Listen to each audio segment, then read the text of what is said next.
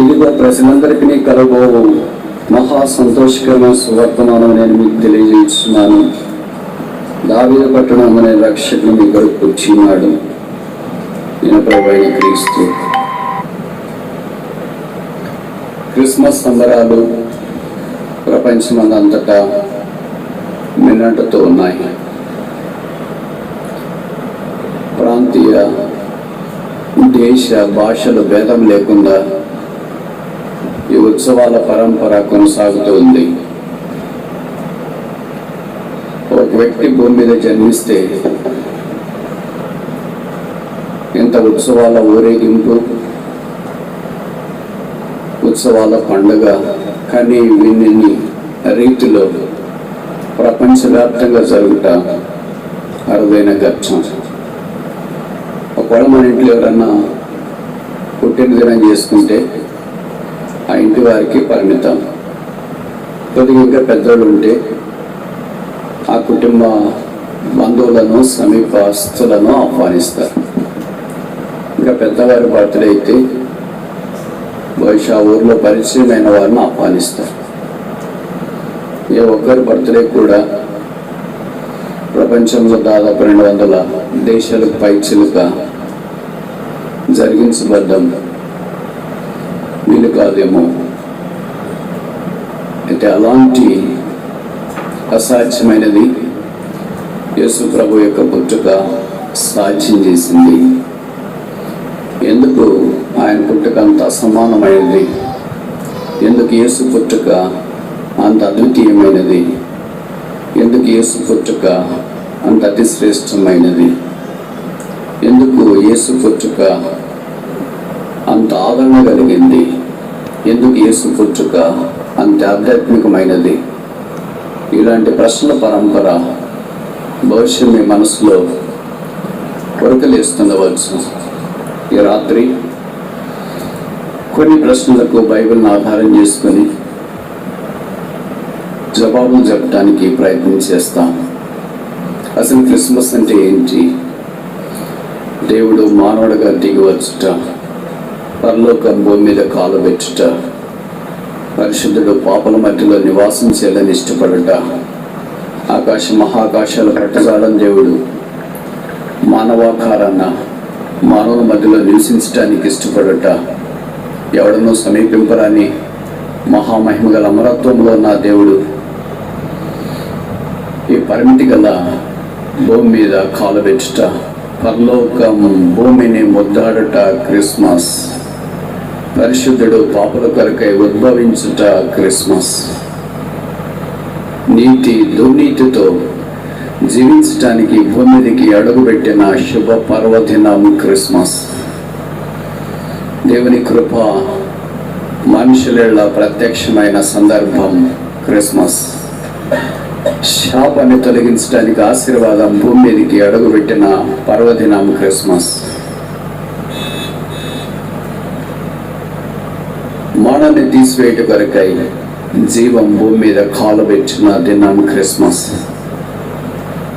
అదే యేసు పుట్టుక, అదే లోకరక్షకుని ఈ భూమి మీదకి మానవాకారాన అవతరించుట. ఎందుకు దేవుడు మానవ మధ్యలోనికి వచ్చినాడు? మనుష్యుడు దేవుని ఎద్దకు వెళ్ళలేడా?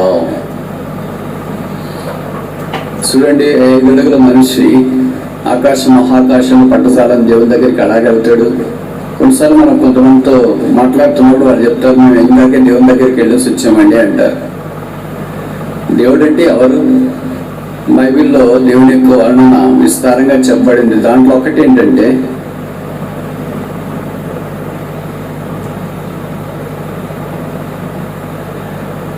సూర్య తేజస్సు కంటే మిక్కిలి ప్రకాశమానమైన వెలుగు. వేసవికాలంలో బహుశా మీ ఆ ప్రాంతంలో సూర్యుడు మండుచూ ప్రకాశిస్తున్నప్పుడు మిట్ట మధ్యాహ్నం మనం బయటకు వెళ్ళి ఉండాలంటేనే చాలా ఇబ్బంది పడతాం. వేసవి చాలా తీవ్రత అంటాం, ముఖ్యంగా కడపలో. మా యూనివర్సిటీకి ఒక వైస్ ఛాన్సలర్ ఇచ్చినాడు. ఆయన చెప్పాడు, దేశంలో ఏ ప్రాంతంకైనా 4 సీజన్స్ ఉంటాయి, కడపలో మాత్రం ఒకే ఒక సీజన్ ఉంటుంది, అదే వేసవి కాలము అన్నాడు. చలికాలమైన వేసవి కాలంగా ఎండలు మండిపోతూ ఉంటాయి. లేక సూర్య ప్రభావము ఎన్నో కోట్ల మైళ్ళ మానవ దృష్టికి లేదా భూమికి దూరంగా ఉంటేనే అంత తీవ్రంగా ఉంటే, ఒకవేళ ఆ సూర్యుడు ఇప్పుడు మన మధ్యలోకి వచ్చినాడు అనుకోండి, ఎంతమంది దేవుని చూస్తారు, ఎంతమంది సూర్యుని దగ్గరికి వెళ్తారు, ఎంతమంది సూర్యుడితో మాట్లాడతారు? ఇది విచిత్రం కదా. 5 అడుగులు 6 అడుగులు ఉన్న మనిషి దేవుడి దగ్గరికి ఎలా వెళ్తాడు? మనుషుల ప్రయత్నాలు దేవుని దగ్గరికి తీసుకుని వెళ్ళలేవు, మనుషుల యొక్క కార్యక్రమాలు దేవుని చేరలేవు. మనుషుడు దేవుని వెతకాలని చేసే ప్రతి ప్రయత్నము కేవలం శూన్యము. అందుకే ఒక పండిత మహాశయుడు ఇలాగన్నాడు, man search for god is religion, god search for man is the gospel. There are many religions in this world, but only one gospel, the gospel of Jesus Christ. మనుషుడు దేవుణ్ణి వెతకడానికి చేసే ప్రయత్నమే మతం. చాలా మతాలు ఉన్నాయి. దేవుడు మానవుని వెతకడానికి చేసిన ప్రయత్నమే సువార్త, ఒకే ఒక సువార్త. అదే యేసుని గురించిన సువార్త, అదే శిలువ సువార్త. కనుక మనుషుడు దేవుని దగ్గరికి వెళ్ళలేడు కనుక దేవుడే మానవుడుగా ఈ భూమి దగ్గర దిగి వచ్చినాడు. కానీ మనుషుడు దేవుని దగ్గరికి వెళ్తున్నాను అనే భ్రమలో ఉన్నాడు. ఆ భ్రమతోనే తన జీవితాన్ని ఆరంభించినాడు, కొనసాగిస్తున్నాడు, ముగిస్తున్నాడు. ఉదాహరణకి మనం కడపలో ఉన్నాం అనుకోండి, హైదరాబాద్కి వెళ్ళాలంటే ఎలా వెళ్తాం? కొంత డబ్బులు ఉండాలి, కొంత తెలివి ఉండాలా. ఢిల్లీకి వెళ్ళాలంటే ఎలా వెళ్తాం? ఇంకెక్కువ డబ్బులు ఉండాలి, ఇంకెక్కువ తెలివి ఉండాలా. అమెరికా వెళ్ళాలంటే ఇంకెలా వెళ్తాం? ఇంకెక్కువ డబ్బులు ఉండాలి, ఇంకెక్కువ తెలివి ఉండాలా. చంద్రమండలానికి వెళ్ళాలంటే ఇంకెక్కువ డబ్బులు ఉండాలి, ఇంకెక్కువ తెలివి ఉండాలి, ఇంకెక్కువ ఆరోగ్యం కూడా ఉండాలి. ఒక మనిషి ఒక స్థలం నుండి ఇంకో స్థలానికి వెళ్ళడానికి అవసరమైనప్పుడు ఆకాశ మహాకాశాలు పట్టుజాలని ఆ దేవుని దగ్గరికి మనిషి వెళ్ళడానికి ఇంకెన్ని ఉండాలా? ఎంత డబ్బులు ఉండాలా? ఎంత తెలివి ఉండాలా? ఎంత ఆరోగ్యం ఉండాలా? మరి అంత డబ్బు ఉన్నోడే ఉన్నారా? అంత ఆరోగ్యం ఉన్నోడే ఉన్నారా? అంత తెలివి ఉన్నోడే ఉన్నారా? అలా ప్రపంచంలో ఉండడం దుస్సాధ్యం కదా. కనుక మనుషుడు దేవుని దగ్గరికి వెళ్ళడం కూడా దాదాపు దుస్సాధ్యమే. అందుకే దేవుడు మానవుడిగా ఈ భూమి దగ్గర దిగి వచ్చినాడు. నేను ముందుకెళ్ళక మునుపు ఈ రాత్రి మీ గమనాన్ని ఒక తీర్మానం వైపు మళ్లించాలని కోరుతున్నాను. ఎదకు ఊరు, ఆ ఊర్లోకి యవనస్తుడున్నాడు. ఒక పెద్ద ఆయన దగ్గర ఇలాగో ఎదురెదురుగా నిలబడి మాట్లాడుతున్నాడు. యవనస్తుడు తన చేతిలో కోడి పిల్ల చేతిలో పట్టుకుని ఉన్నాడు. ఆ పెద్ద ఆయనకి కనిపించట్లేదు. అంకుల్, నా చేతిలో కోడి పిల్ల ఉంది, బతికిందే చచ్చిందే, మీరు చెప్పండి, కరెక్ట్ చెప్పాలా అని అన్నాడు. అంకుల్ అనుకున్నాడు, బతికిందని చెప్తే చంపేస్తాడేమో, గొడ్డు విసికి ఎలాగో చేతిలోనే ఉంది కదా. చచ్చిందని చెప్తే చంపకుండా అలాగే బతికిస్తాడేమో. కానీ ఏం చెప్పినా కష్టమే. బతికిందని చెప్పాలా, చచ్చిందని చెప్పాలా, ఏం చెప్పాలా? ఆ యవనస్తుని చేతిలో కొడుకులో బతికిందా, చచ్చిందా? అందుకే ఆ పెద్ద ఆయన చాలా తెలివిగా ఆలోచన చెప్పాడంట, అయ్యా, నీ చేతిలో ఉన్న కోడి పిల్ల బతికిందా చచ్చిందని చెప్పేదానికంటే అది బతకడం సావడం నీ చేతిలోనే ఉంది. నువ్వు చంపాలనుకుంటే దాన్ని చంపవచ్చు, లేదా అలాగే బతికుండాలి అనుకుంటే బతకవచ్చు. ఈ సాయంకాలం ఇక్కడ చేరి వచ్చిన శేష జనానికి దేవుని నామమున చేతులు జోడించి మనవి చేసేది ఏంటంటే, నీ ఆశీర్వాదం నీ చేతిలో ఉంది, నీ జీవం నీ చేయలేము, అయిపోయింది కనుక మీరు తీసుకుని వెళ్ళండి అని హాస్పిటల్లో నుండి డాక్టర్ చెప్తే, అయినా మనకు ప్రాణం అంటే తీపి కనుక ఎలాగైనా మీరు బతికించండి సార్ అని ప్రయత్నం చేస్తాం. రేపు చనిపోతున్నాం, ఒక్కరోజు పెంచితే చాలు వాళ్ళ ఆయుష్ అనుకుంటాం, ఒక వారం పెంచితే చాలు, ఒక నెల పెంచితే చాలు. వాళ్ళు అంత అనారోగ్యంగా ఉన్న వాళ్ళకు ఒక రోజు ఆయుష్ పెరిగితే ఏం చేస్తారు? ఏం చేయలేరుగా. అంత అనారోగ్యంగా ఉన్న వాళ్ళకు 6 ఆయుష్ పెరిగితే ఏం చేస్తారు? ఏం చేయలేరుగా. ఒక మాసము వాళ్ళ ఆయుష్ పెరిగితే అనారోగ్యంగా ఉన్న వాళ్ళు ఏం చేయలేరుగా. మనకు ప్రాణం అంటే మమకారం, బ్రతకంటే ఇష్టం. అందుకే బ్రతకటానికి ఈ భూమి మీద జన్మించిన, కానీ యేసు ప్రభు వారు చనిపోవటానికి ఈ భూమి మీదకి వచ్చిన 3.5 సంవత్సరాలు ఆయన పరిచయ ధర్మంలో మత్తయి సువార్త మొదలుకొని యోహాను సువార్త దాకా 30వ భాగమైన మరణాన్ని గురించి మాట్లాడినాడు. ఒక్క యేసుక్రీస్తు ప్రభు గుండెల నిండా మాత్రమే మరణాన్ని గురించి మాట్లాడే ధైర్యం ఉంది. సాధారణంగా మరణాన్ని గురించి వేరెవరు మాట్లాడటానికి ఇష్టపడరు. ఎంతసేపు ఉన్న సంతోషమైన సంగతి మాట్లాడాలని ఇష్టపడతారు, కానీ మరణం అంటే ఎవరికి ఇష్టపడదు. అయితే ఈ పుట్టిన దినాన్ని మానవుని గురించి ఎందుకు ప్రస్తావిస్తారు అనే విషయం మీలో కొంతమందికి అనుమానం రావచ్చు. దాన్ని నివృత్తి చేయడానికి వచ్చారు ప్రయత్నం. అదొక పెద్ద మహాసభ, ఇలాంటి పెద్ద సమ్మేళనం ఏర్పాటు చేసినారు. అది క్రైస్తవ సమ్మేళనమే. ఆయా స్థలాల నుండి చాలా మంది అక్కడికి చేరి వచ్చినారు. ఆ సమ్మేళనం యొక్క మెయిన్ ఎజెండా ఏంటంటే క్రైస్తవులు అని ఈజీగా గుర్తుపట్టడానికి ఒక చిహ్నం ఏర్పాటు చేయాల. ఏంటి ఆ చిహ్నం, ఎలా చేయొచ్చు అంటే దాదాపు షార్ట్ లిస్ట్ అయిన ప్రపోజల్స్ 5 ఉన్నాయి. దాంట్లో మొదటిది ఏంటంటే ఒక పశువుల తొట్టెలో శిశువు పొత్తిగుడ్డలతో చుట్టబడి పరుండ పెట్టుబడిన ఒక దృశ్యాన్ని, ఏదో పిక్ని ఒక ఎంబలమ్గా, క్రైస్తవునికి ఎంబలమ్గా చేస్తామని ఒక ప్రపోజల్. రెండవది ఏంటంటే యేసు ప్రభు గారు 12 సంవత్సరాలు మొదలుకొని 30 సంవత్సరాల దాకా వజ్రంగి పని చేశారు కనుక కార్పెంటర్స్ బెంచ్, వజ్రంగి పని చేసి ఒక బెంచ్ ఏర్పాటు చేస్తాం అంటే ఆయన చెక్క పని చేస్తున్నట్లుగా. మూడో ప్రపోజల్ ఏంటంటే యేసుక్రీస్తు ప్రభు వారు గొర్రెలకు మంచి కాపరని చెప్పాడు కదా, కనుక ఒక మంచి ఎత్తైన పిక్ యవనస్తుని తయారు చేసి భుజం మీద ఒక గొర్రె పిల్లనేసి పక్కన కర్ర పెట్టుకొని, మనం అక్కడ పిక్స్లో చూస్తుంటాం కదా ఇమేజెస్, అలాగొట్టి ప్రపోజల్ వచ్చింది. తర్వాత 4వ ప్రపోజల్ ఏంటంటే యేసు ప్రభు వారు లోకాన్ని విడిచాడు మనకు శిష్యులతో కలిసి భోజన పంక్తిన కూర్చున్నప్పుడు లేచి ఒక పాత్రలో నీళ్ళు పోసుకొని టవల్ నడుము చుట్టుకొని వాళ్ళ పాదాలు కడగడానికి పూనుకున్నాడు.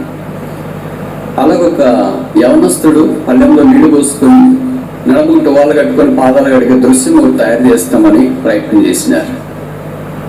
5వది ఆఖరిది ఒక సామాన్యమైన అభాగ్యుడు అన్నాడంట. ఇవన్నీ చాలా కాంప్లికేటెడ్గా ఉన్నాయి. యేసు ప్రభు వారి మరణము సెలవు మీకు జరిగింది కదా, అందుకే ఒక నిలువు కొయ్య, ఒక అడ్డు కొయ్య క్రైస్తవానికి చిహ్నం అనేస్తే ఎలాగుంటుంది అని అన్నారు. విచిత్రమేమో తెలుసా, ఈ 5 ప్రపోజల్స్లో ఆఖరి ప్రపోజల్ విపరీతమైన ఆకర్షణకు అందుబాటులోకి వచ్చింది. అందుకే సిలువను వారు పాసినేట్ చేసి ప్రపోజ్ చేశారు.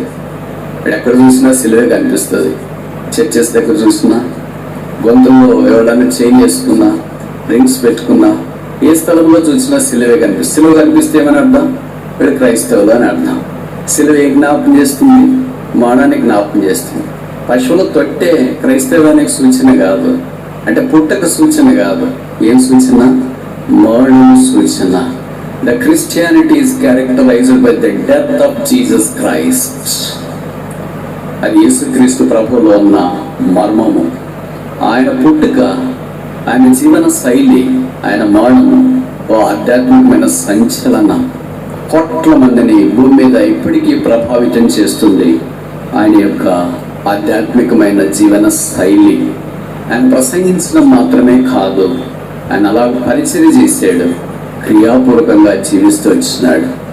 యేసుక్రీస్తు మనుషులందరి పాపంలో కొరకు ఈ భూమి మీదకి దిగి వచ్చిన మహాశయుడు.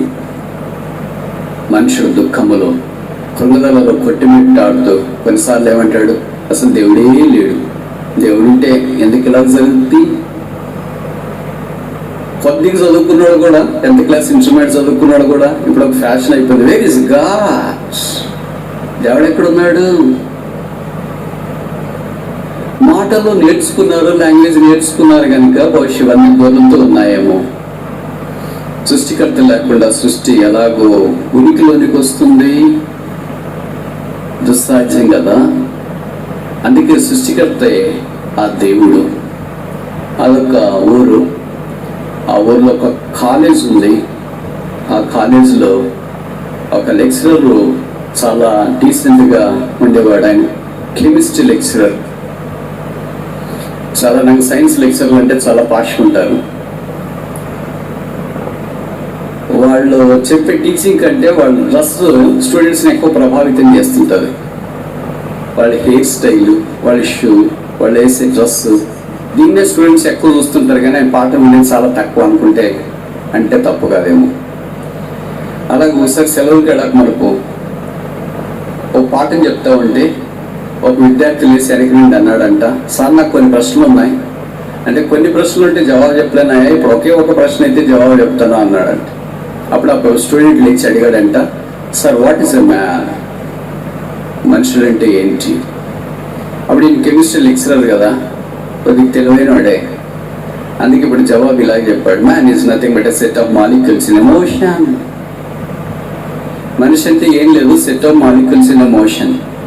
అంటే కదల్సిన పరమాణువుల యొక్క సమూహాన్నే మనిషి అని అంటారు అన్నారు. క్లాస్ అంతా చప్పట్లు మారిపోయిపోయాయి. సార్ ఎంత సింపుల్గా చెప్పారా లైఫ్ అంటే అని అనుకున్నారు. చప్పట్లతో ఆయనకి వీడ్కోలు పలికారు. ఆ క్లాస్ అంతా వీడ్కోలు పలికింది. తర్వాత వేసవి సెలవులు అయిపోయిన తర్వాత తిరిగి వచ్చిన. విచిత్రం ఏంటో మొదటి రోజు కెమిస్ట్రీ క్లాసే ఉంది, ఈసారి ఇప్పుడు క్లాస్కి వచ్చినాడు. కానీ వెకేషన్కి ముందు, సెలవులకు ముందు అడిగినట్లుగా ఇప్పుడు సెలవులు అయిపోయిన తర్వాత క్లాస్కి రాలేదు. సెలవులకు ముందు చాలా హైఫైగా వచ్చినాడు. ఇప్పుడు సెలవులు అయిపోయిన తర్వాత అంత తల జుట్టు పెంచుకొని, గడ్డం పెంచుకొని, షేవింగ్ లేకుండా, సరైన డ్రెస్ లేకుండా, షూ లేకుండా, ఏదో అట్లా ఇట్లా చాలా దీనంగా వచ్చినాడు. ఇలా షాక్ తెలుసా, అరే ఏంట్రా సార్ ఇలాగ మారిపోయాడు, ఎడకుండా చాలా బాగుండేవాడు, he was role model for all of us, but he became so sad, so disappointed. చాలా బలహీనంగా ఉన్నాడు, నిరుత్సాహకరంగా ఉన్నాడు. ఏం జరిగింది అని క్లాస్ అయిపోయిన తర్వాత ఒక పిల్లవాడు, ఏ పిల్లవాడైతే ఇంతకుముందు అడిగాడు, సార్ వాట్స్ మ్యాన్, మనిషి అంటే ఏంటని, ఆ పిల్లవాడే లేచి అడిగాడు, సార్ నాకు ఓ ప్రశ్న ఉంది అడగొచ్చా అంటే అడగయ్యా అన్నాడు. సరే ఇది పర్సనల్ ప్రశ్న, మీరు ఏమనుకోకూడదు, వ్యక్తిగతమైన ప్రశ్న. పర్లేదులే, ఎందుకు సార్ మీరు ఇలాగ అయిపోయారు, వెళ్ళేటప్పుడు చాలా స్మార్ట్గా ఉన్నారు, మీరు మా అందరికి రోల్ మోడల్, మీ డ్రెస్, మీ హెయిర్ స్టైల్, మీ నడక, మీ పెన్ను, మీ మొబైల్ ఫోన్, మీ ఇన్షర్ట్ ఒక్కటేంటి సార్, మీరే ఒక రోల్ మోడల్ సార్. ఇప్పుడేమయ్యారయ్యా, ఏం చెప్పాలయ్యా నా బాధ, చెప్పటానికి వీలు కాదు. అయ్యో సార్ ఏం జరిగింది సార్, మీరు అంత మాట అంటే ఏం సార్, చెప్పండి సార్, మేమంటే హెల్ప్ చేస్తాము. కెమిస్ట్రీ క్లాస్ అంటే క్లాస్ రూమ్ నిండేటట్లు ఉంటుంది, అది చాలా సబ్జెక్ట్ కదా, ఎంత తేలిక చెప్పినా అంత కష్టంగా అర్థమైంది. అందుకని ఏం జరిగింది సార్, చెప్పండి సార్, చెప్పండి. ఏం చెప్పుకోలేదు మీ దగ్గర, నేను వెళ్ళిపోతున్నాను సార్, ప్లీజ్ చెప్పండి సార్, మాకు ఇదే భయమైపోతుంది సార్ మీరు చెప్పకుండా పోతే అంటే. ఆయన అన్నాడంట, సెలవులో నా భార్య, ఊరికే చెప్తున్నా, కరోనాతో చనిపోయింది. అప్పుడు కరోనా లేదు. పిల్లలంతా షాక్ తెలుసా, అయ్యో సార్కి ఇంత చిన్న వయసులోనే భార్య చనిపోయింది, ఎంత బాధతో ఉన్నాడు, ఎంత వేదంతో ఉన్నాడు. అప్పుడు అదే పిల్లోడు అన్నాడు, సార్ దానికంటే ఎందుకు బాధపడతారు సార్, మీరే చెప్పారు కదా వాట్ ఈస్ మ్యాన్ అంటే, man is nothing but a set of molecules in emotion అన్నారు. Why do you consider one more set of molecules in emotion? మనిషి అంటే set of molecules in emotion అని మీరే చెప్పారు కదా. చలనంలో ఉన్న పరమాణువుల యొక్క సమూహాన్నే మనిషి అని అంటారు కదా, భార్య చనిపోయింది అన్నారు కదా, ఇంకొక సెట్ ఆఫ్ మాలిక్యూల్స్ ని మీరు ఎందుకు పరిగణించుకోకూడదు? ఇప్పుడు ఆ కెమిస్ట్రీ టీచర్కి అర్థమైంది, భార్య అంటే it's not a set of molecules in emotions, is a part of his life. మనిషి అంటే it's not a set of molecules in emotion, మనిషి అంటే ప్రాణ ఆత్మ దేహాలు కలిగిన వాడు అని అర్థమైంది. ఇది నన్ను చాలా మంది మోసం చదువుకుని మీరు కూడా అలాగే అనుకుంటుంటారు, వాట్ ఈస్ అ మ్యాన్, మనిషి అంటే ఏంటి, ఏదో వచ్చినాను రా జీవిస్తున్నాము, లోకము ఒక దినాన్ని మనం విడిచిపెట్టాల్సిందే, పైకి వెళ్ళిపోతున్నాం, ఏం జరుగుతుందో. దేవుడి మనిషి విషయమే చాలా గొప్ప ప్రణాళిక కలిగి ఉన్నాడు. ఒక్కొక్క మనిషి కొరకు దేవుడు ఒక్కొక్క ఆలోచన చేసినది మానవ ఊహకు మించింది. మీరు ఎప్పుడైనా ఊహిస్తారా? దేవుడి దయ వల్ల నేను దాదాపు 60 దేశాలకు పైగా ప్రయాణం చేశాను. ప్రపంచంలో పేరునిగ్గన ఎయిర్పోర్ట్స్ ఉందా, వాటిలో కూడా వెళ్ళాను. మీకు తెలుసు కదా, మనకు దగ్గరలో దుబాయ్ ఇంటర్నేషనల్ ఎయిర్పోర్ట్ ఉంది. That is the most powerful traffic airport in Asia. ఆసియాలోనే ప్రసిద్ధి చెందిన ఎయిర్పోర్ట్లో అది ప్రముఖమైంది. ఇలాగ అమెరికాలో ఉన్నాయి, యూరోప్లో ఉన్నాయి, లండన్ ముఖ్యంగా. ఇలా కొన్ని పేరు దగ్గర 5 ఎయిర్పోర్ట్స్ ఉన్నాయి. ఆ ఎయిర్పోర్ట్స్లో దిగితే మనకు కనపడని, మనం చూడని దేశీయుడు ఉండడు. దాదాపు ప్రతి దేశీయుని మనం అక్కడ చూస్తాం. ఒకసారి అలాగే ఎయిర్పోర్ట్లో కూర్చొని చూస్తుంటే రకరకాల మనుషులు, ఒక 1000 మందిని మనం చూసాం 1000 దేశాలండి. వాళ్ళు ఏ ఇద్దరు కూడా ఒకే రకంగా నడవరు, ఏ ఇద్దరు కూడా ఒకే రకంగా ఉండరు, ఏ ఇద్దరు కూడా ఒకే రకంగా మాట్లాడరు, ఏ ఇద్దరు కూడా ఒకే రకంగా కళ్ళు ఉండవు, ఏ ఇద్దరు కూడా ఒకే రకంగా వెంట్రుకలు ఉండవు. ప్రతి ఒక్కళ్ళ మీద మనం ఎంతమంది చూసినా అంతమంది వేరుగా ఉంటాం. It's means there is not duplicity in the creation. అంటే సృష్టిలో నకిలీ లేదు. Every part of a human being is created by God by His own will and pleasure. మనిషి యొక్క ప్రతి భాగాన్ని దేవుడు తనకి ఇష్టమైన విధానంలో అందంగా తానే తయారు చేశాడు. దీనికి నకిలీ, జిరాక్స్, ఫోటోకాపీ, ఇమేజ్, పిక్ అసలు లేనే లేదు. Every man and woman is any creation in the sight of the Lord. దేవుడి దృష్టిలో ప్రతి మనుష్యుడు అసమానమైన సృష్టి. ఇప్పుడు చూడండి, మనకు ఒక చిన్న పరీక్ష పెట్టారు అనుకోండి. ఒక 5 నిమిషాల్లో మీకు నచ్చిన కూరగాయల పేర్లు చెప్పండి అంటే పాస్ అవుతాం, ఫెయిల్ అవుతాం. ఒక 5 నిమిషాల్లో మీకు నచ్చిన పండ్ల పేర్లు చెప్పాలంటే పాస్ అవుతాం, ఫెయిల్ అవుతాము. ఒక 5 నిమిషాల్లో మీకు నచ్చిన వ్యక్తుల పేర్లు చెప్పాలంటే పాస్ అవుతాం, ఫెయిల్ అవుతాము. నేను ఖచ్చితంగా చెప్పగలను, మనం అందరం మా టెస్ట్లో ఫెయిల్ అవుతాం. ఎందుకంటే మనకు తెలియకుండానే చెప్పింది రిపిటేషన్ వస్తుంది.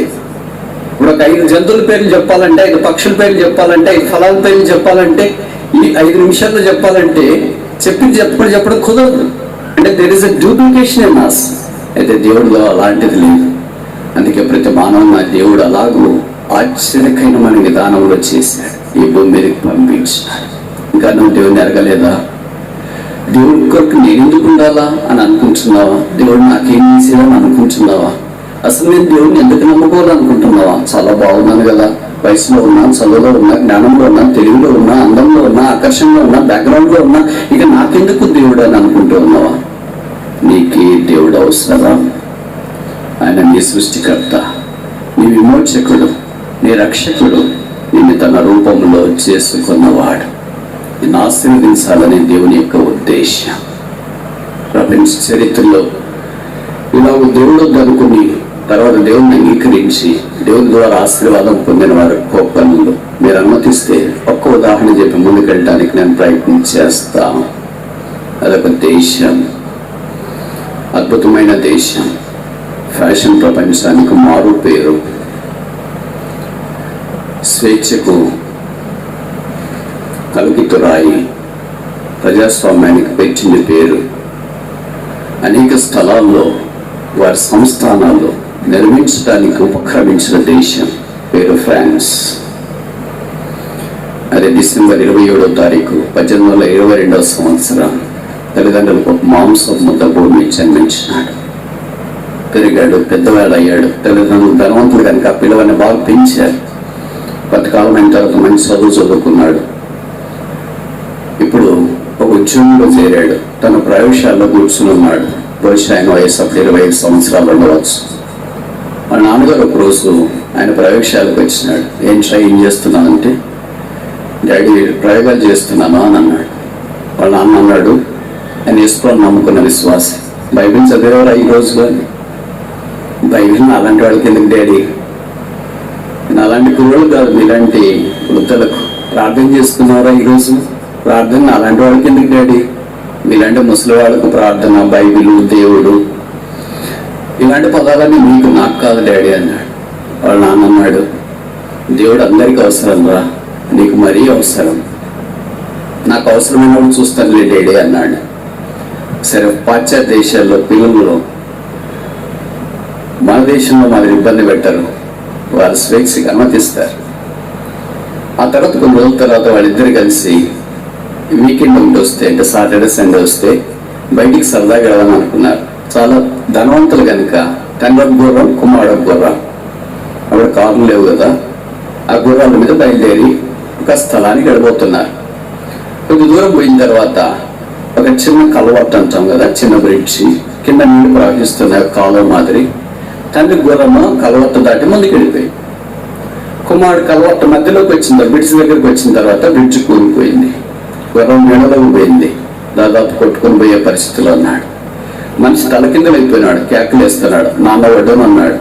Daddy save me, daddy save me, daddy save me. వాళ్ళ నాన్న వచ్చి కాపాడే పరిస్థితుల్లో లేడు. ఇప్పుడు వాళ్ళ నాన్న చెప్పిన సంగతి ఏమో తెలుసా? ఇప్పుడైనా యేసు ప్రభువును ప్రార్థన చేయరా. ఏమని చేయమంటాడు డాడీ? జీసస్ సేవ్ మీ, యేసు నన్ను కాపాడు. ప్రాణ భయం చేత నాన్నగారు చెప్పారు కనుక, ఎలాగో చనిపోతున్నాను కనుక నాన్న మాట నీ ప్రార్థన చేసి చనిపోతే మంచిది అనుకున్నాడేమో.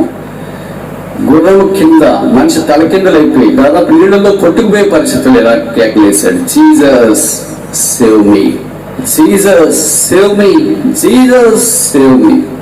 ఇలా 3 సార్లు కేకలేసేటప్పటికి తనకు తెలియకుండానే అప్రయత్నంగానే గుర్రము ఆయన్ని తీసుకుని తన భుజం మీద వేసుకునింది, అంటే వీపు మీద. ఇప్పుడు గుర్రం ఈత్తు ఆ కాలువ నుండి బయటకు వచ్చింది, ప్రాణాపాయం తప్పింది. జలగండం నుండి బయటపడ్డాడు. నాన్న దగ్గరికి వెళ్ళి కౌగులు తీసుకున్నాడు. నాన్న నాకు ఈ సలహా చెప్పినందుకు చాలా థ్యాంక్స్ అన్నాడు. అప్పుడు ప్రభువును హృదయపూర్వకంగా అంగీకరించినాడు. యేసు కొరకు జీవించడానికి తీర్మానం చేసుకున్నాడు. ప్రాణం కాపాడబడిందని. రోజులు గడుస్తున్నాయి, పెళ్ళయింది, తనకు పిల్లలైపోయారు. చాలా ఉన్నతమైన ప్రయోగాలు చేశాడు. ప్రపంచంలో ప్రఖ్యాత శాస్త్రవేత్త అయ్యాడు. ఆయన గురించి ఇప్పుడు ఎందుకు చెప్తున్నామంటే ఇప్పుడు చాలా అవసరం. ఆయనకు అనుకున్న 3 ప్రపంచ చరిత్రను మార్చివేసినాయి. మీకు తెలుసు తెలీదు, ఇదేమో మనం వింటున్నాం కదా, COVID-19 వ్యాక్సినేషన్. సింగిల్ డోజా, డబుల్ డోజా, బూస్టర్ వేసుకున్నారా లేదా? ప్రపంచానికి ఏనాడు ఈ వ్యాక్సినేషన్ అనే పదం అంత ఎక్కువగా తెలియదు. ఇప్పుడు నాకు తెలిసి తెలియని వాళ్ళు ఉన్నారు అనుకుంటా. గ్రామాల్లో వాళ్ళు కూడా వ్యాక్సినేషన్ గురించి మాట్లాడతారు. వ్యాక్సినేషన్ మొట్టమొదటి శాస్త్రవేత్త యొక్క పని. దేనికి వ్యాక్సిన్ కనుక్కున్నాడు తెలుసా? 3. మొదట ఆదిమలో కరోనా లేదు, కలరా చాలా తీవ్రంగా ఉండేది. ఆ కలరా కొరకు వ్యాక్సిన్ కనుక్కున్నాడు. రెండోది ఏమో తెలుసా? వీధిలో కుక్కలు ఎక్కువ ఉండేవి మన కడుపులో ఉన్నట్టు. అలాగే కుక్కలు కాటకు మళ్ళీ చలవని చనిపోయేవారు.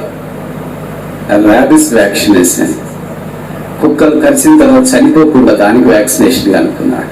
3వది ఏంటో తెలుసా? యాంథ్రాక్స్. అది ఆ దినాల్లో చాలా తీవ్రంగా ఉండేది, దానికి కూడా వ్యాక్సిన్ కనుక్కున్నాడు. ఆయన ఫాదర్ ఆఫ్ ఇమ్యూనాలజీ అంటారు, ఫాదర్ ఆఫ్ వైరాలజీ అని కూడా పిలుస్తారు, ఫాదర్ ఆఫ్ మైక్రోబయాలజీ అని కూడా పిలుస్తారు, ఫాదర్ ఆఫ్ బయోకెమిస్ట్రీ అని పిలుస్తారు. ఆయన ఫ్రెంచ్ దేశస్థుడు. ఈ పాటికి మీకు ఆయన పేరు అర్థమై ఉంటుంది. ఆయన పేరు లూయిస్ పాస్టర్. 73వ సంవత్సరంలో తన వయసు పరమపదించాడు. కానీ ప్రపంచానికి వ్యాక్సినేషన్ అందించినాడు. మీలో పుట్టిన ప్రతి వారు పోలియో రాకుండా వ్యాక్సిన్ వేసుకున్నారా? ఏ వ్యక్తి అయినా నేను వ్యాక్సిన్ వేసుకోలేదన్న వాడు ఉన్నారా? This is the outcome of this scientist who trusted God and made his life more fruitful and productive and changed the aspect and perspective of the whole world.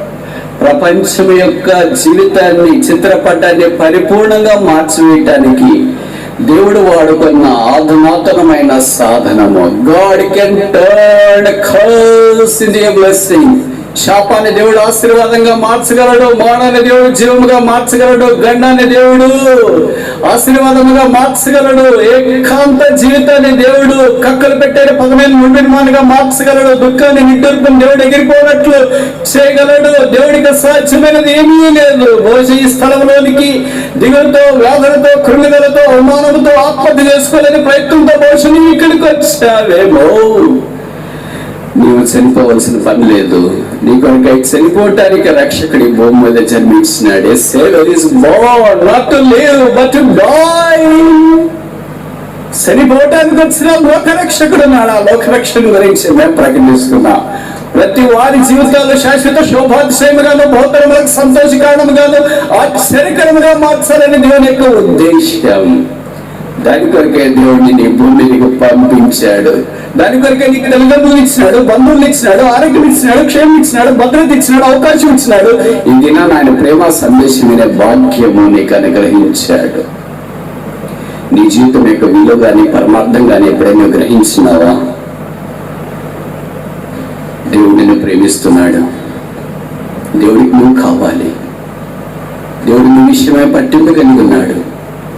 దేవుడు నీ విషయమై జాలి కలిగి ఉన్నాడు. నీకు అన్నిటిని తొడవాలని కోరుతున్నాడు. నీ గాయాలు కట్టాలని కోరుతున్నాడు. నీకు సమాధానం నెమ్మది ఇవ్వాలని కోరుతున్నాడు. ఈ లోకాన్ని విడిచిపెట్టే పరలోక రాజ్యంలో నేను ప్రవేశపెట్టాలని దేవుని యొక్క ఇష్టం. ఆ దేవుడే యేసుక్రీస్తు ప్రభువు. ఆయన గురించి ఈ క్రిస్మస్. ఆయనే మానవుడిగా ఈ భూమి మీదకి దిగి వచ్చి మనకు ఆ సమాధానం, సంతోషం, నెమ్మది అనుగ్రహించాలి ఉచితంగా ఆయన ఇష్టపడ్డాడు. అందుకే ఆయన కన్య గర్భాన పేదనాడుగా ఈ భూమి మీద జన్మించినాడు. ఆయన పాపం చేయలేదు, పాపం ఎరగడు, పాపం తెలియదు.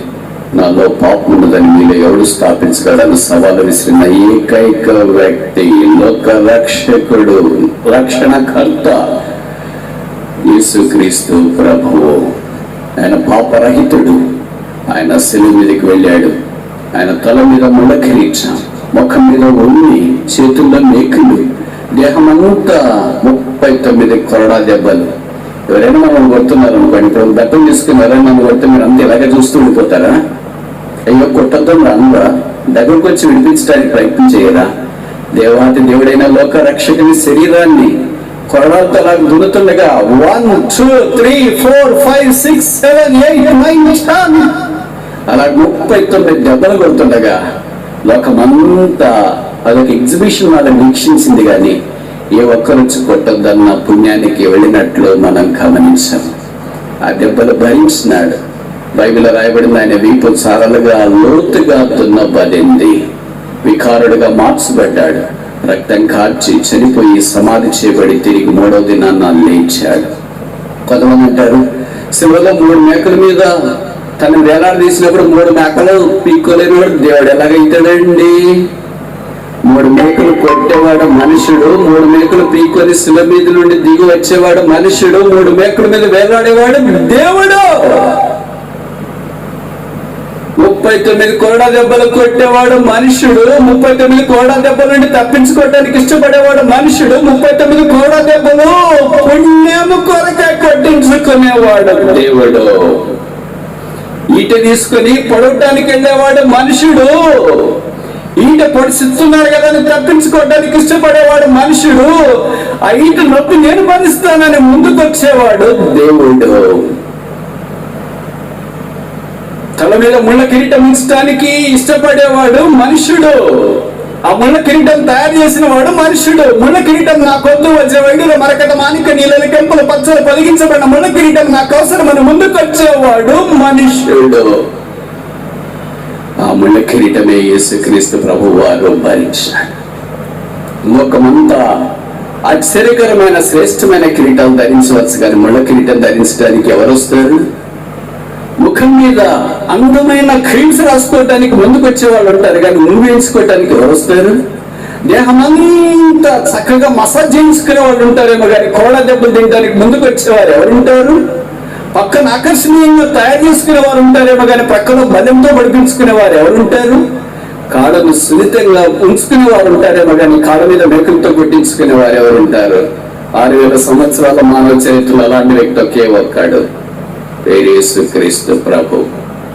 బైబిల్ సెలవిస్తుంది, యేసు రక్తము ప్రతి పాపము నుండి మనల్ని కడిగి పవిత్రులుగా చేయును. యేసు రక్తమే మానవునిక పాపానికి విరుగుడు. త్రాహిమాం క్రీస్తునాథా శరణం శరణం శరణం శరణం అని శరణుగోరి వచ్చిన పాపిని యేసుక్రీస్తు ప్రభు తన రక్తముతో కడిగి శుద్ధీకరించి పరిశుద్ధపరిచి పరలోక రాజ్యంలో చేర్చడానికి ఉచితంగా ఇష్టపడుతున్నాడు. ఈ రాత్రి నీ జవాబు ఏంటి? ఎందుకంటే నిన్ను ప్రేమించి ప్రాణం పెట్టేవారు ఎవరు ఉన్నారు? నీ ప్రాణం తీసేవాళ్ళు ఈ లోకంలో ఉన్నారు. ప్రాణం ఇచ్చేవారు ఎవరైనా ఉన్నారా? నీ ఎదురు దోచుకునేవారు ఎవరైనా ఉన్నారు? తన తాను నీ కొరకు అప్పగించుకునేవారు ఎవరైనా ఉన్నారా? నీ కీడు చేసేవారు ఈ లోకంలో ఉన్నారు. నీకు మేలు చేసేవారు ఎవరైనా ఉన్నారా? ఆయన పేరే యేసుక్రీస్తు ప్రభువు. ఆయనే మేలు చేయవాడు, ఆయనే ఆశీర్వదించేవాడు, ఆయనే శ్రేష్టమైనవన్నీ దయచేవాడు. ఇదిగో రక్షకుడు మీ కొరకు పుట్టి ఉన్నాడు. నెలకూరు ఆ ఊర్లో తండ్రి కుమారుడు చాలా సంతోషంగా ఉన్నారు. తల్లి చాలా కాలం క్రితమే చనిపోయింది. కుమారుడు బీటెక్ చదువుతున్నాడు. కుమారుడు అంటే తండ్రికి చాలా ఇష్టం. ఆ కుమారుని అల్లారు ముద్దుగా పెంచుకున్నాడు. ఏమడిగినా ఇచ్చేవాడు.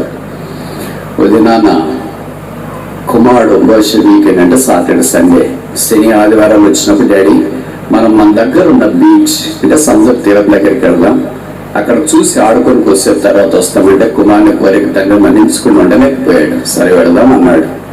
సో వెళ్ళకుండా కుమారుడు అన్నాడు, డాడీ నేను అక్కడే కాకుండా మా ఫ్రెండ్ కూడా ఒకడు ఉన్నాడు, వాడు కూడా వస్తానన్నాడు. డాడీ సరే తీసుకున్నాను నీ ఫ్రెండ్, నీ స్నేహితుడు కూడా అన్నాడు. తండ్రి తన కుమారుడు ఆయన స్నేహితులు అందరు కలిసి సముద్ర తీరానికి ఆటలాడుకోవటానికి వెళ్ళారు. అలా తండ్రి కుమారుడు కుమారుని యొక్క స్నేహితులు వారిద్దరు కలిసి కొద్దిగా ఈదుతూ ఆ సముద్రం లోపలికి దిగారు. ఒక మోకాళ్ళు అవుతూ నడుమలోతు నీళ్ళు దాకా. తండ్రి మాత్రం బయట ఉన్నాడు. కొద్దిసేపు అయిపోయింది, పెద్ద అలలు వచ్చినాయి. ఆ ఇద్దరు పిల్లల్ని కొట్టుకొని లోపలికి వెళ్తున్నారు. ఇప్పుడు ఇద్దరు పిల్లలు గొంతు దాకా నీళ్ళలో మునిగి కేకలేస్తున్నారు. చేతులు మాత్రం పైకి కనిపెట్టేటాడు. అంకో నన్ను రక్షించండి అని కుమారుని స్నేహితుడు, కుమారుడు డాడీ సేవ్ మీ, నాన్న నన్ను రక్షించు అని కేకలేస్తున్నారు. ఇలా కేకలేస్తున్నారు. ఎవరిని రక్షించాలా, ఎవరిని పట్టుకోవాలి? ఇద్దరు ఒకేసారి పట్టుకొని రాలేడు. ఇద్దరికి ఈత రాదు. సముద్రంలో వారు కొట్టుకొని పోతారు. ఇద్దరు ఒక్కనైనా కాపాడాలా అని అనుకున్నాడు. అప్పుడు ఆ తండ్రి యొక్క మంచి నిజం ఏంటంటే, మొదట నా కుమారుని యొక్క స్నేహితుని నేను నీళ్ళలో నుండి బయటికి తీసుకొని వస్తాను, ఆ పిల్లవాడిని బయట వేసిన తర్వాత తిరిగి వెళ్ళి నా కుమారుని తీసుకొని వస్తా అనుకున్నాడు. తన కుమారుని యొక్క స్నేహితుని తీసుకురావడానికి వెళ్ళాడు. భుజం మీద వేసుకున్నాడు. బయటికి వచ్చినాడు. ఆ పిల్లవాడు ఊపిరి కొట్టుకుంటూ ఉన్నాడు. ఆ పిల్లవాడిని మొత్తానికి నీళ్లు కక్కించినాడు. ఆ పిల్లవాడిని భుజం మీద వేసుకున్నాడు. నా కుమారుడెక్కడ అని అలల ప్రవాహాన్ని అలాగే చూస్తూ ఉండిపోయాడు. నీళ్ళల్లో ఇంతదాకా కనిపించట్లేదు. శబ్దం వినిపించింది, డాడీ నన్ను రక్షించు. శబ్దం వినిపించట్లేదు. ఏమైంది? బహుశా మునిగి ఏమన్నా అలలో ఎక్కువ కొట్టుకుని నా దగ్గరికి వస్తాడేమో అని అనుకున్నాడు. అలాగే సముద్రం వైపు తేలి చూస్తుండగా కాళ్ళ దగ్గర ఒక స్పృహ మాదిరి ఏదో వచ్చి కొట్టుకున్నట్టు అనిపించింది. ఏంటి నా కాళ్ళను తాకింది? చేపనా, తాబేలా, తిమింగళమా ఏంటని తన కుమారుని యొక్క స్నేహితుని బాడీని అంటే స్నేహితుని భుజం మీద వేసుకొని కాళ్ళ వైపు కిందకి చూశాడు. కిన్నడయ్యాడు. గుండె పగిలింది. కుమారుని శవం. కాళ్ళ దగ్గర కుమారుని శవం, భుజం మీద కుమారుని స్నేహితుని యొక్క ప్రాణం. దేవుని ప్రేమకు ఇదొక చిరు ఉదాహరణ. దేవుడు తన కుమారుని యేసుక్రీస్తు ప్రభువాన్ని మన కొరకే శిలువ మీదకి పంపించి ఆయన అప్పగించి ఆయన పొందిన దెబ్బల చేత మనకు స్వస్థత తీయట కొరకాయ, ఆయన ప్రాణం పెట్టడం ద్వారా మనల్ని జీవంలోనికి తెచ్చట కొరకాయ శిలువ మీద అప్పగించినాడు. ఇది తన కుమారుని యొక్క మౌనాన్ని బట్టి మనం తండ్రి యొక్క భుజస్కంధాల మీద సజీవమై ఆయన గురించి జీవించాలని దేవుడు కోరుతున్నాడు. ఇట్టి ప్రేమ నీకొద్దా? ఈ శిలువ ప్రేమ నీకొద్దా? దైవమా, ఇది ఏమి ప్రేమ! పాపిని ప్రేమించే ప్రేమ, పాపిని హత్తుకునే ప్రేమ, పాపాలు క్షమించే ప్రేమ, పాపి జీవితాన్ని మార్చే ప్రేమ. అదే క్రీస్తు ప్రేమ, శిలువ ప్రేమ, క్రిస్మస్ ప్రేమ, పరలోక ప్రేమ, నిత్యమైన ప్రేమ, శాశ్వతమైన ప్రేమ, తరతరాలు ఉండే ప్రేమ. అదే యేసు ప్రభు ప్రేమ. ఈ ప్రేమకు నిస్పందన ఏంటి? కళ్ళు మూయండి, ప్రార్థన చేస్తాం. దేవుడు ప్రేమ గలవాడు. నీ విషయం ఎంతో పట్టింపగలిగించి మిమ్మల్ని ఇక్కడికి తోడుకొని వచ్చినాడు. ఈ క్రిస్మస్ సందర్భాన తన ప్రేమ సందేశము మీకు వినిపించాలని కోరుతున్నాడు. యేసు ప్రభు గురించి చాలాసార్లు విన్నావేమో, ఇలాంటి క్రిస్మస్ ఫెస్టివ్ చాలా అటెండ్ అయ్యావేమో, నీకు ఇవన్నీ పరిచయం తెలిసేమో, ఇంకా యేసు నీ హృదయంలో చేర్చుకోలేదేమో, యేసు ప్రభు యొక్క ప్రేమకు ఇంకా నువ్వు స్పందించలేదేమో, యేసు రక్తం చేత నువ్వు ఇంకా కడగబడలేదేమో. ఈ రాత్రి యేసు ప్రభు నిన్ను పిలుస్తున్నాడు. నీ శాపాన్ని ఆశీర్వాదంగా మార్చాలని కోరుతున్నాడు.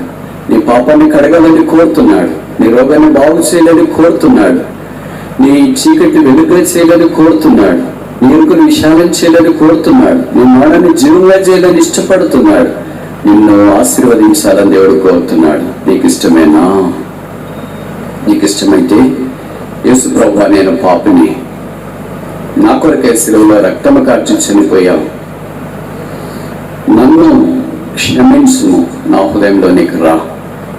యేసు ప్రభు నీ హృదయంలోనికి వచ్చుటే నిజమైన క్రిస్మస్. నీకు క్రిస్మస్ అది. ఇంత చిన్న ప్రార్థన చేస్తే ప్రభు నీ పాపాలు క్షమించి నీ హృదయంలో చెప్పనశక్యమైన మహిమాయుక్తమైన సంతోషాన్ని నింపాలని కోరుతున్నాడు. ఇలాంటి ప్రార్థనలు చేసింటే మేము నీ కొరకు ప్రార్థన చేయడానికి వీలుగా మీ కుడి చేతిని తలకు పైగా కనబడేటట్టు ఉంచండి. మేము మీ కొరకు ప్రార్థన చేస్తాం. మిగతా వాళ్ళ కళ్ళు మూసుకోండి. ఎవరైనా ఎక్కడైనా యేసు ప్రభువా నా హృదయంలోనికి రా, నా పాపాలు క్షమించు, నన్ను ఆశీర్వదించు, నా చేయి పట్టుకో,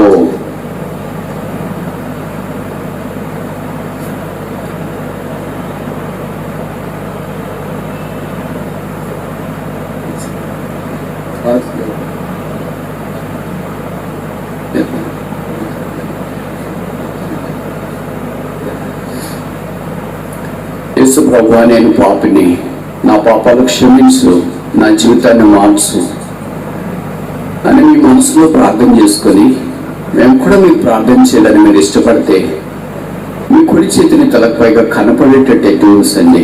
ప్రార్థిస్తాం. సహోదరుడా దేవుడు మీ పాపాలు క్షమించును గాక. సహోదరుడా దేవుడు మీ పాపాలు క్షమించును గాక. సహోదరుడా దేవుడు మీ పాపాలు క్షమించును గాక. సహోదరుడా దేవుడు మీ పాపాలు క్షమించును గాక. మీ జీవితాన్ని మార్చును గాక. మిమ్మల్ని శాశ్వత శోభాతిశయముగాను బహుత్తరములకు సంతోష కారణముగాను చేయను గాక. మీరు అలాగే చేయొచ్చండి. మీ దగ్గరికి కార్డు తీసుకొని వస్తారు. అప్పుడు మీరు కార్డు తీసుకుని చేయించవచ్చు. ఇంకెవరైనా ఎక్కడైనా ఉన్నారా? యేసు ప్రభువా నేను పాపిని, నా పాపాలు క్షమించు, నా జీవితాన్ని మార్చు, నన్ను కడిగి నన్ను శుద్ధీకరించని కోరేవారు ఎవరైనా ఉంటే మేము మీ కొరకు ప్రార్థన చేయడానికి వీలుగా మీ కుడి చేతిని తలకు పైగా కనబడేటట్టు ఉంచండి. సిస్టర్స్ అయినా బ్రదర్స్ అయినా అక్కడ పార్కింగ్ స్లాట్ లో ఉన్న గేట్ దగ్గర ఉన్నా, మీరు బయట ఉన్నా, లోపటున్నా, లోపటున్నా, ఆన్లైన్ లో ఈ వర్తమానం మీరు వింటున్నా, యేసు మిమ్మల్ని కూడా ప్రేమిస్తున్నాడు. మీ జీవితాన్ని కూడా మార్చాలని కోరుతున్నాడు. మీ శాపాన్ని ఆశీర్వాదంగా మార్చాలని కోరుతున్నాడు. మీరు శాశ్వత శోభాతిశయముగాను బహుత్తరములకు సంతోషంగా ఆనందంగా దేవుడు కోరుతున్నాడు. సంతోషంతో మీరు బయలు వెళ్ళాలని దేవుడు కోరుతున్నాడు. మీ నోటి నిండా నవ్వు ఉంచాలని, మీ దుఃఖం నీటిని పెగిలిపోయినట్లు చేయాలని, మీరు ఆనందముతో పరోషమై ఉండాలని దేవుని యొక్క ఉద్దేశం. ఇడాలో సెలయేళ్ళు ప్రవహింప చేయాలని దేవుడు కోరుతున్నాడు.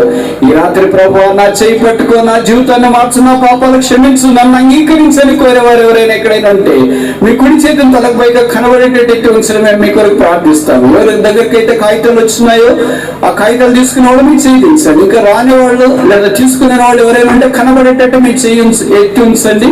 మీ దగ్గరికి పేపర్ తీసుకుని వచ్చిన తర్వాత మీరు పేపర్ తీసుకున్న తర్వాత మీ చేయి దించవచ్చు. ఇంకెవరైనా ఎక్కడైనా ఉన్నారా? ఎవరైనా ఎక్కడైనా ఉన్నారా? ఇంకా ఎవరైనా ఈ దినం నీ కొరకే, ఏర్పాటు నీ కొరకే, క్రిస్మస్ నీ కొరకే, ప్రయాస నీ కొరకే, ప్రార్థన నీ కొరకే, ఈ రక్షకుడు నీ కొరకే, ఈ శిలువ నీ కొరకే, ఈ యేసు ప్రభు రక్తం నీ కొరకే, ఈ విమోచన నీ కొరకే, ఈ రక్షణానందం నీ కొరకే, ఈ పనులకు భాగ్యము నీ కొరకే, ఈ జీవితము నీ కొరకే, ఈ సమాధానం నీ కొరకే, ఈ నెమ్మది నీ కొరకే, చెప్పన సఖ్యములో మహిమాయుక్తమైన సంతోషం నీ కొరకే, శాశ్వత శోభాతిశయం నీ కొరకే, దుఃఖం నీటిని పెగిలిపోవాలన్నట్టు చేయాలని దేవుని యొక్క కోరిక నీ కొరకే. ఈ రాత్రికి ఎవరైనా ఎక్కడైనా ఉన్నారా? ప్రభువా నా హృదయంలోనికి రా, నాకు సమాధానం కలిగించు, నాకు నెమ్మది కలిగించు, నన్ను ఆదరించు. సోదరి దేవుడు మీ పాపాలు క్షమించను గాక, మీ జీవితాన్ని మార్చును గాక, మీ ఎడారి జీవితాన్ని ఆయన నీటి ఊటగా మార్చును గాక, సెలయేళ్ళు ప్రవహించును గాక. ఇంకెవరైనా ఎక్కడైనా ఉన్నారా? ఇంకా ఎవరైనా యేసు ప్రభువా నా హృదయంలోనికి రా, నా పాపాలు క్షమించు, నా జీవితాన్ని మార్చని కోరేవారు ఉంటే మేము మీ కొరకు ప్రార్థన చేయడానికి వీలుగా మీ కుడి చేతిని తలకు పైగా కనబడేటట్టు ఎత్తి ఉంచండి. ఎవరైనా ఇంకెక్కడైనా ఉన్నారా? ఇంకెవరైనా ఎక్కడైనా ఉన్నారా? సోదరి దేవుడు మిమ్మల్ని ఖండించను గాక, మీ పేరు గొర్రెపిల్ల జీవ గ్రంథంలో రాయను గాక, యేసు ప్రభు రక్తం మీ పాపములన్నింటినీ కడిగి పరిశుద్ధపరచును గాక, మీరు సమాధానంతో నింపబడతారు గాక, చెప్పన సఖ్యమును మహిమాయుక్తమైన సంతోషం దావానంలో మీ హృదయంలోనికి వ్యాపించును గాక. ఇంకెవరైనా ఎక్కడైనా ఉన్నారా? ఎవరైనా ఎక్కడైనా? యేసు ప్రభువా నా హృదయంలోనికి రా. ఈ చిన్న ప్రార్థన నీదైతే మేము నీ కొరకు ప్రార్థన చేయడానికి వీలుగా మీ కుడి చేతిని కనబడేటట్టు ఉంచండి. ఇంకెవరైనా? మనం చివరిసారి అడుగుతున్నాం. ఎవరైనా ఎక్కడైనా ఉన్నారా? యేసు ప్రభువును సొంత రక్షగా అంగీకరించడానికి తీర్మానం చేసుకుని ప్రార్థన సహాయం కోరి మీ చేతి చూపిన మిమ్మల్ని యేసు ప్రభు నామమును అభినందిస్తున్నా. దేవుడు మీ తీర్మానాన్ని ఆమోదించి అంగీకరించి ఆమోదించినట్లుగా మేము ప్రార్థిస్తాం. మీకు ఇవ్వని పేపర్లో మీకు ఇష్టమైతే మీ పేరు, మీ పూర్తి అడ్రస్ తప్పు రాయకుండా రాసి మాకు ఇవ్వండి. మేము మీ కొరకు ప్రార్థిస్తాం.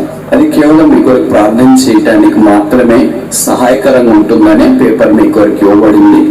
మీకు ఆ పేపర్లో మీ అడ్రస్, మీ పూర్తి వివరాలు రాయడం అభ్యంతరకరంగా ఉంటే దయచేసి మీరు మానివేయవచ్చు. అలాగేం అభ్యంతరం లేదు. మా కొరకు మీరు ప్రార్థన చేయమని మీరు కోరితే ఖచ్చితంగా కరెక్ట్గా మీ పేరు, మీ అడ్రస్ పూర్తిగా రాసి బ్రదర్స్కి, సిస్టర్స్కి ఇవ్వండి. ఆ తర్వాత మీ ఇంటికి వెళ్ళిన తర్వాత బైబిల్ క్రమంగా చదవండి, ప్రభు క్రమంగా ప్రార్థన చేయండి. మీకు అందుబాటులో ఉన్న దేవుని మందిరానికి క్రమంగా వెళ్ళండి. దేవుని ఆశీర్వాదం పొందండి. మీ అందరికీ క్రిస్మస్ మరియు నూతన సంవత్సర శుభాకాంక్షలు. దేవుడు మనందరిని ఆశీర్వదించి దీవించును గాక.